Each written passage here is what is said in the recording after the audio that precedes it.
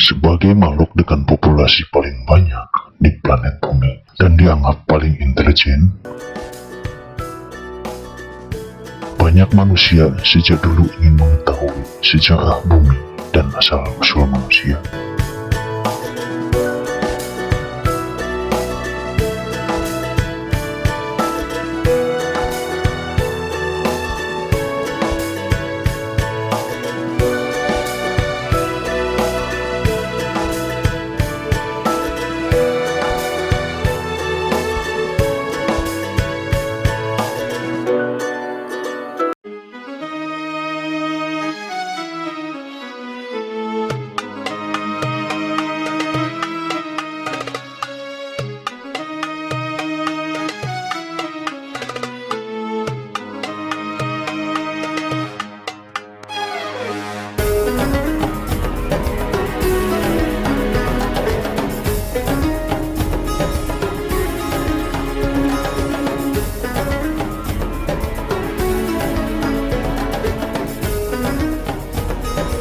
Dan mengapa di planet bumi manusia mengenal dewa atau Tuhan atau Allah?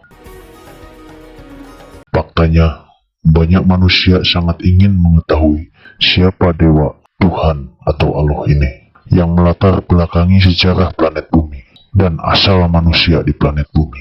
Bagi banyak manusia ini masih tidak memiliki jawaban. Bagaimana bisa sehingga manusia menuhankan Allah? Dari mana datangnya Allah atau Tuhan atau Dewa? Sejak dahulu kala, mengapa di planet bumi manusia sampai bisa menuhankan Dewa atau Tuhan atau Allah?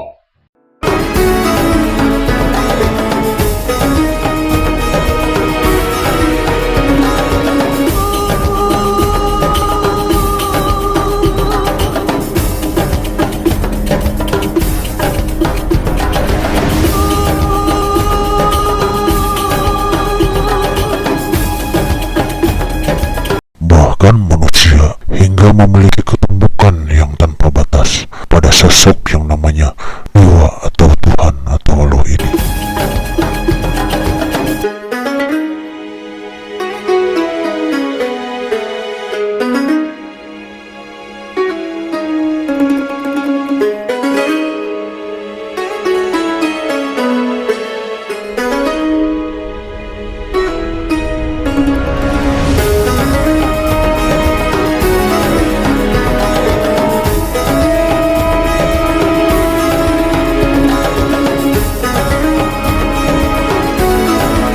Apakah Dewa atau Tuhan atau Allah yang dikenal manusia bumi hanya sebatas imajinasi?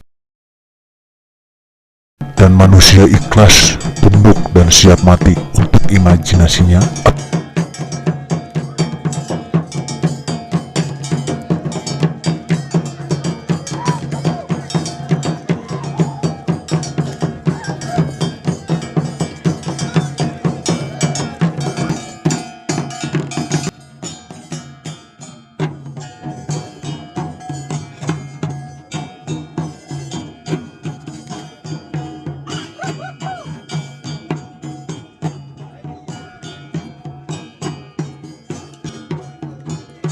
Ataukah memang dahulu kala memang ada sesuatu sosok atau entitas di planet bumi yang menjadi atau dijadikan dewa atau Tuhan atau Allah ini?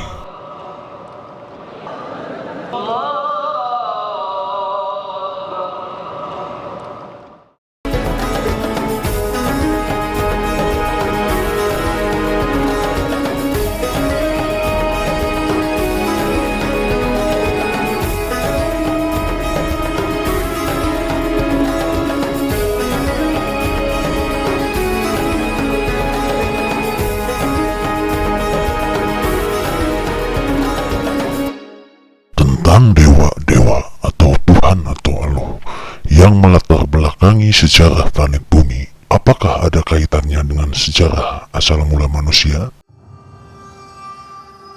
Apakah para dewa atau Tuhan atau Allah inilah yang menciptakan manusia? Bagi sebagian manusia, asal mula manusia bahkan masih sulit untuk dipecahkan. Apakah manusia muncul adalah disebabkan natural evolution atau evolusi alami?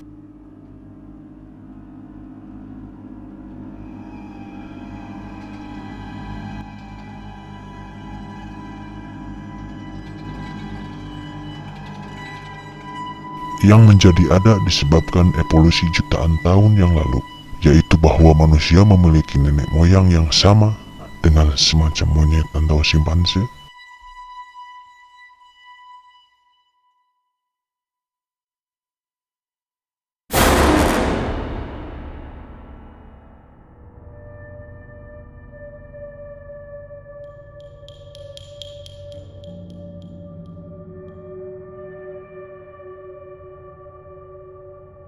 Namun nyatanya, tentang pendapat bahwa manusia menjadi ada disebabkan oleh evolusi alami mudahlah dibantah. Mudah dibantah sebab kemunculan spesies manusia atau Homo sapien yang tiba-tiba menjadi ada di kisaran 380.000 tahun yang lalu.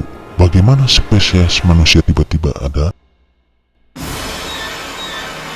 Homo sapien atau manusia adalah spesies kera, seperti juga kerabat dekatnya Eggman Homo genus yang juga tentunya adalah kera. Tetapi Homo sapien dan Homo genus adalah dua jenis spesies kera yang berbeda. Seperti monyet dan simpanse adalah kera yang beda.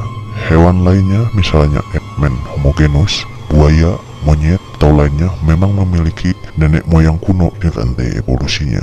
Tetapi Homo sapien tidak, melainkan Homo sapien tiba-tiba ada, muncul di 380.000 tahun yang lalu.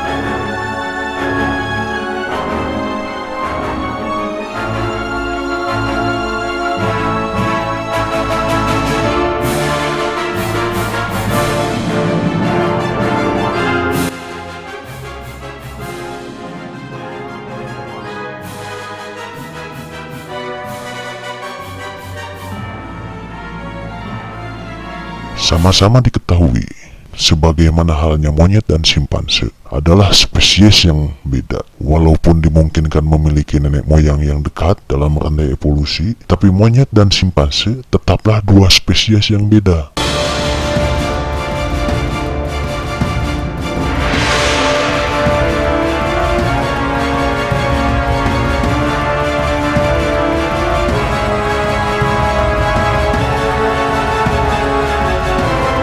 Itu juga menyangkut manusia dengan spesies terdekat mereka yang ada di bumi, yaitu Eggman atau kera besar atau semacam Homo genus. Manusia modern atau Homo sapien adalah dua spesies yang beda dibandingkan dengan Eggman atau kera besar semacam Homo genus. Dan faktanya bahwa manusia atau Homo sapien yang mulai ada hidup di rentang waktu 380 tahun yang lalu pernah hidup bareng dengan saudara terdekatnya yaitu Eggman atau semacam Homo genus.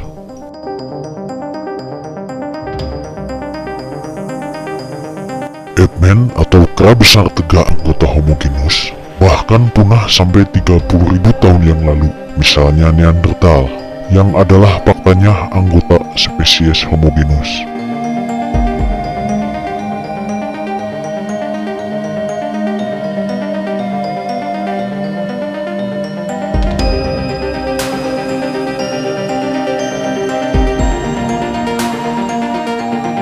Jika Homo sapien atau manusia muncul di 380.000 tahun lalu, maka dipastikan segala spesies Homo genus pernah hidup bersama dengan manusia modern atau Homo sapien.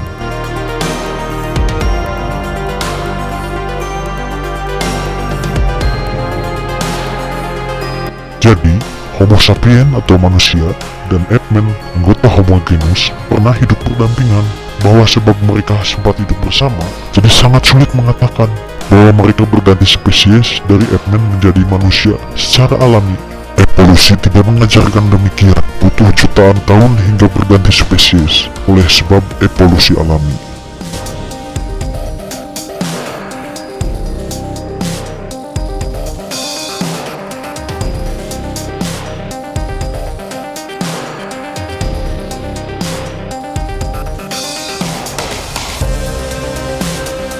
Sama juga, saat ini monyet dan simpanse hidup dalam waktu yang sama.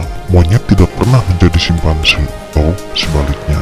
Jadi, Anda juga tentu sulit menjawab ketika simpanse dan monyet kini hidup di lingkup waktu yang sama. Anda tidak mungkin mengatakan bahwa simpanse berasal dari monyet karena evolusi alami, sebab rentang hidup mereka adalah sama.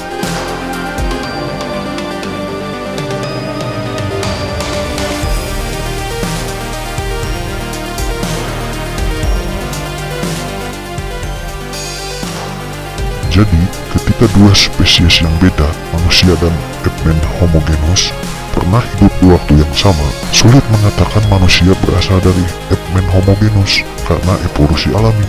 Sebab, evolusi alami membutuhkan proses jutaan tahun, sedangkan Homo sapien atau manusia tiba-tiba muncul di 380.000 tahun lalu, dan pernah hidup sama-sama dengan spesies terdekatnya yaitu Eggman homogenus. Jadi, manusia ada disebabkan evolusi alami adalah hal yang sangat sulit diterima. Bahkan Anda harus menjelaskan mata rantai yang hilang di rantai evolusi ini. Dari Eggman menuju Homo sapien ini, maka sudah selesai mengatakan Homo sapien berasal dari evolusi alami. Dari Eggman homogenus, itu tidak akan pernah terbukti. Jika manusia menjadi ada bukan disebabkan oleh evolusi alami atau natural evolution, apalagi kemungkinannya?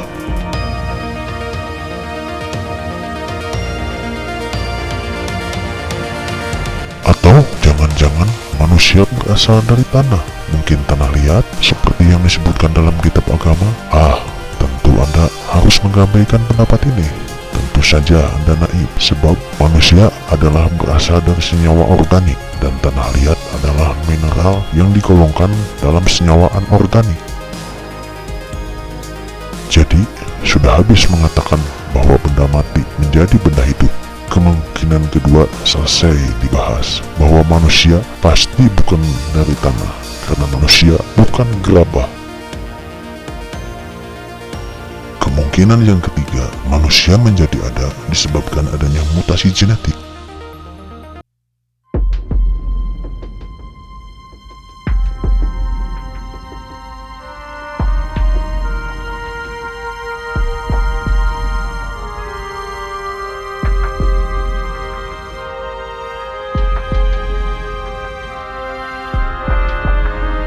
Ada pelaku yang membuat manusia menjadi ada yang melakukannya dengan rekayasa genetika. Masalahnya, pada ribuan tahun lalu, tidak ada makhluk asli bumi yang memiliki intelijensi atau kemampuan melakukan rekayasa genetika. Pada saat itu, melainkan makhluk bumi hanyalah binatang. Dan makhluk paling mendekati manusia saat itu adalah Eggman atau kera Homo erectus yang adalah anggota spesies Homo genus.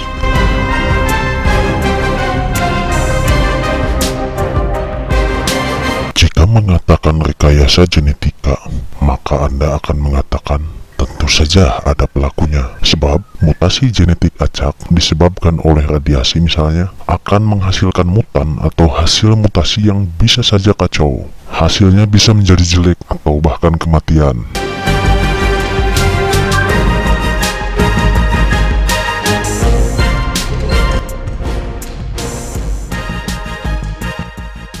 Sedangkan Homo sapien adalah hasil yang sempurna. Jadi Homo sapien muncul ada tentu bukan disebabkan mutasi genetik acak, misalnya oleh radiasi. Lalu siapa pelaku yang melakukan rekayasa genetika dan menyebabkan manusia menjadi ada? Padahal saat itu di planet bumi tidak ada peradaban cerdas selain Homo genus.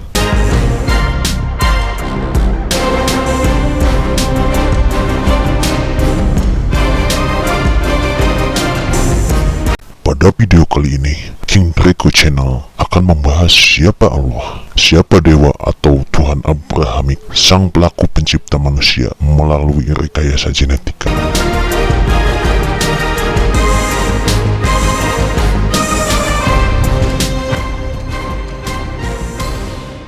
Dalam kitab-kitab paling kuno seperti Sumerian Tablet serta data-data artefak kuno Sumerian, Kemetian dan lain-lain, menuliskan adanya sosok dewa atau sosok cerdas yang datang ke bumi. mereka dari sistem bintang Sirius dan atau Orion.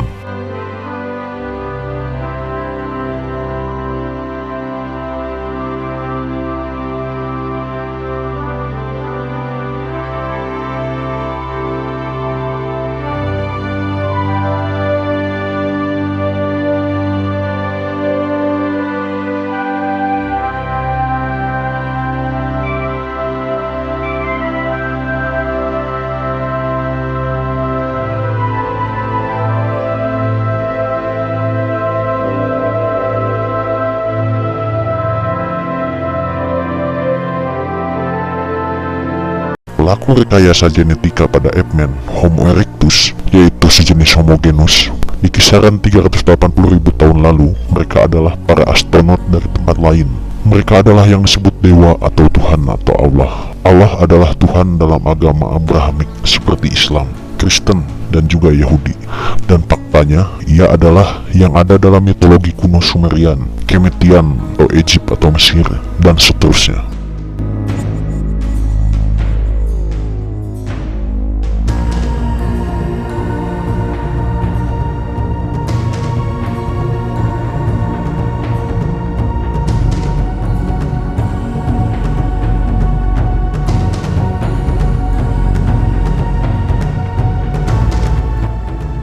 Berasal dari Sirius, yaitu Sirius B. Seperti juga mereka mengatakan bahwa mereka dari Sirius dalam Al-Quran An-Najm 49.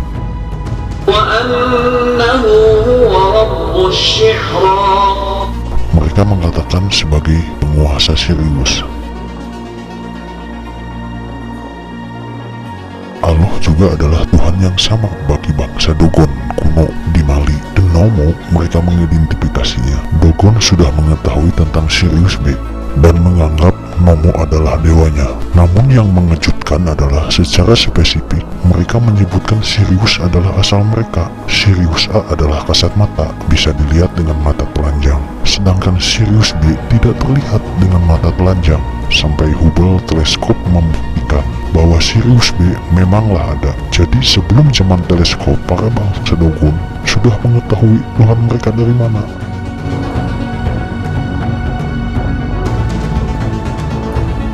Selain dalam kitab Abrahamik semacam Quran, Injil, atau referensi bangsa Dogon, juga disebutkan di Sumerian Tablet bahwa mereka berasal dari Sirius. Sebagai salah satu rujukan tertua, Sumerian Tablet menjelaskan lebih terperinci, bahkan menjelaskan silsilah siapa para Allah ini, dan dijelaskan alasan mengapa mereka sampai di planet bumi. Disebutkan Tuhan Allah ini memiliki kediaman planet yang bernama planet Ridge yang sudah akan mati, dan atmosfer planetnya harus diperbaiki, dan emas adalah material yang dicari dan wajib ditemukan dimanapun itu.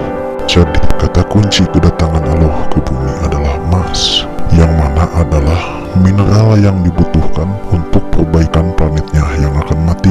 Jadi Allah ke bumi adalah awalnya untuk menambang emas, namun kemudian menjadikan bumi rumah alternatif mereka. Dalam banyak detail literatur artefak dan detail di Sumerian Tablet juga diriwayatkan kepercayaan suku-suku kuno tentang dewa atau Allah ini mengarah pada alur cerita yang sama, bahwa Allah adalah dari Sirius atau Orion, memiliki rumah kedua atau surga yang disebut Nibiru, yang adalah pesawat induk berbentuk bulat ukuran 2 kali atau 3 kali lebih besar dari bumi, dan bahwa juga bentuk Allah adalah humanoid, yaitu berbentuk seperti manusia. Dalam Alkitab, Allah bahkan mengatakan Allah menciptakan manusia pertama dari bentuk mereka, seperti apa yang tertera dalam kitab Kejadian 1:27, yaitu lalu Allah menciptakan manusia menurut rupanya, menurut rupa Allah Dia menciptakannya, laki-laki dan perempuan, demikianlah Dia menciptakan mereka. Sudah menjadi jelas bahwa manusia pertama adalah kulit hitam, dan itu di Afrika. Ini sebagaimana bahwa Allah adalah humanoid Afrikoid. Kini Anda menjadi tahu bahwa Allah adalah humanoid dan seperti manusia Afrika, karena manusia pertama di Afrika diciptakan Allah dari image dirinya. Jadi sebab Allah lah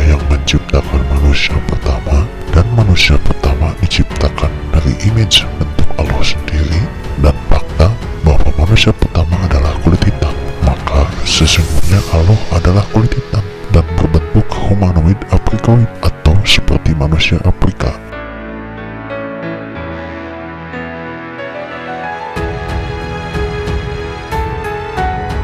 Dalam Sumerian tablet dan artefak lebih spesifik bahwa Allah memiliki tinggi badan rata-rata hingga 2 atau 3 meter dengan kulit hitam kemerah bata dan bahkan ada yang kehijauan, lebih mendekati sebagai manusia Afrika di bumi. Raja segala raja Allah dari Sirius disebut bernama Anu.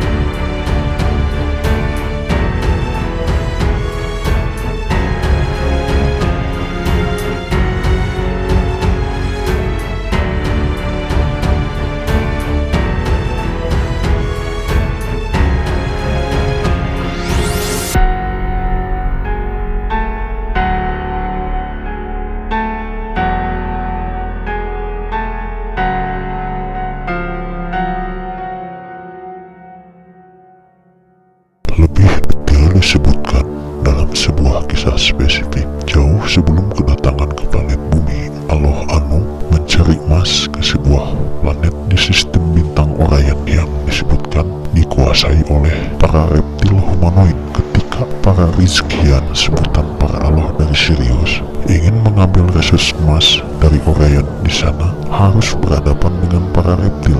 Disebutkan hampir terjadi perang bintang. Reptilian konon adalah salah satu yang terkuat di Bima Sakti. Dalam sebuah cerita, reptilian Orion adalah spesies yang pernah menghancurkan planet para Tuhan Aryan Pleiadian di sistem bintang Pleiades. Untuk menghindari perang bintang dengan bangsa reptil, disebutkan bahwa Raja Anu berkawin dengan Ratu Reptil Orion bernama Iede yang diikuti oleh rakyatnya, yaitu saling berkawin silang sehingga terjadi kesatuan bangsa, yaitu Sirius Orion yang melahirkan ras generasi baru, yaitu setengah reptilian humanoid yang banyak disebut sebagai Draconian.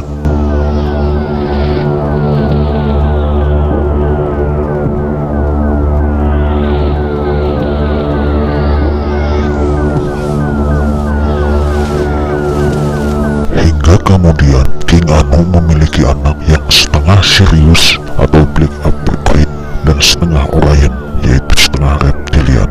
Anak Anu paling tua yang setengah reptil ini disebutkan bernama Enki atau IE. Jadi ia adalah humanoid reptilian draconian. Tuhan Pangeran Enki ini yang kelak kemudian menjadi penguasa di planet bumi. King Allah Anu selain mengawini Ratu Orion, juga disebutkan mengawini saudari dekatnya sebagai istri bernama Antum dari Sirius, sehingga memiliki anak yang sepenuhnya Sirius aprikoid humanoid yang kemudian diberi nama Enlil.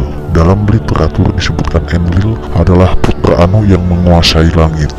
Para Tuhan atau Allah memiliki umur yang panjang. Semisalnya Allah Enki disebutkan adalah Enki memerintah bumi untuk 120 sar. Satu sar sama dengan 3600 tahun dan mewakili satu orbit lengkap Nibiru.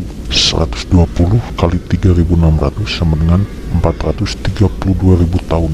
Mengapa para Allah memiliki umur yang panjang? Tentu saja itu bukan alami demikian. Teknologi merekalah yang melakukannya, yaitu dengan memodifikasi sel. NK menjadi penguasa di bumi, menambang emas adalah misi utamanya.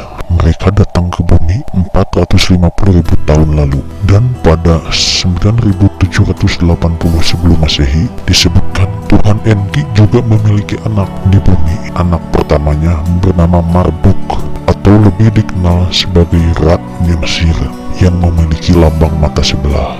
Marduk atau Ra atau Amon juga memiliki dua anak bernama Set dan Osiris. Adalah dua saudara yang dikisahkan saling bunuh, di mana Set membunuh Osiris dan memutilasinya. Di sisi lain, saudara Enki yaitu Enlil adalah penguasa pesawat induk Nibiru, adalah planet berjalan atau yang lebih sering disebut surga dalam kisah Sumerian.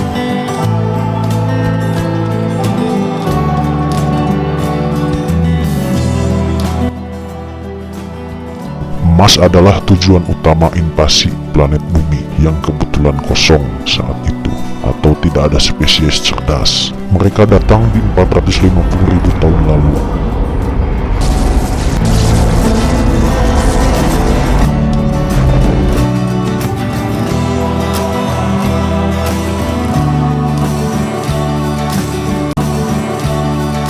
Kemudian kelelahan dalam menambang emas, sehingga untuk membantu menambang, mereka kemudian menciptakan manusia atau Homo sapien. Dan Homo sapien pertama diciptakan di 380.000 tahun lalu, dibuat dari Lulu Amelu atau Homo erectus, yaitu spesies Eggman homogenus yang dimodifikasi struktur genetiknya, kemudian dikawin silang dengan DNA para Allah untuk menciptakan Homo sapien seperti rupa gambaran mereka. Adamites adalah Homo sapien aprikoid berkulit hitam, sebagaimana Allah juga berkulit hitam melaksana orang Afrika. Dan kemudian para Tuhan menciptakan peternakan Homo sapien, bertujuan untuk agar makhluk asli bumi bisa diperintah, karena mereka lebih memiliki kecerdasan dibandingkan makhluk sebelumnya, yaitu Homo erectus. Allah, yaitu para astronot dari Sirius, berperan sebagai Tuhan atau dewa yang membuat ketundukan tanpa batas bagi Homo sapien hingga kini.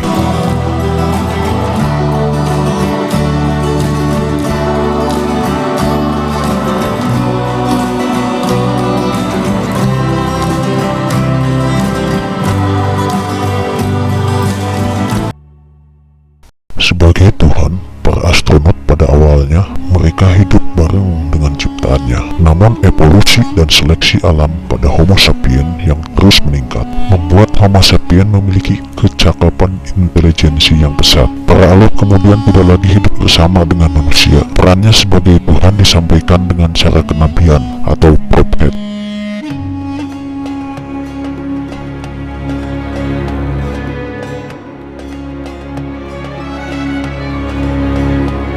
Bahkan pada masa Allah Marduk atau Amun atau Ra sempat mengganti kenabian dengan cara memunculkan anak Tuhan, yaitu menyemai benih Tuhan pada rahim manusia dan membuat Tuhan tujuannya bisa berjalan kembali bersama manusia. Namun rencana menguasai bumi dengan Tuhan berjalan langsung juga gagal, hingga akhirnya sampai kini mereka mengganti dengan sistem di mana sistem diciptakan untuk mengontrol manusia dan research bumi. Sistem itu disebut Illuminati. Jadi tujuan penciptaan manusia di planet bumi oleh Allah adalah untuk menambang mineral emas, untuk memperbaiki atmosfer planet mereka yang rusak. Lalu apa bukti kuat yang tidak bisa dibantah bahwa dahulu kala planet bumi kedatangan astronot dari Sirius dan atau Orion? Jawabannya ialah piramida yang tersebar di planet bumi. Dan Giza piramid adalah piramid yang tidak dibuat oleh manusia normal manapun di planet bumi,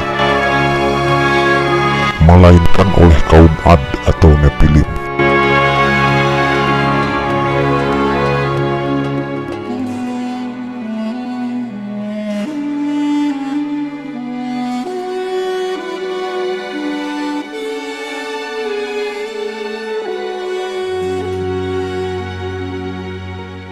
Ikuti episode selanjutnya untuk mengetahui asal mula manusia dan bukti pernah keberadaan para Allah di bumi. Jangan lewatkan.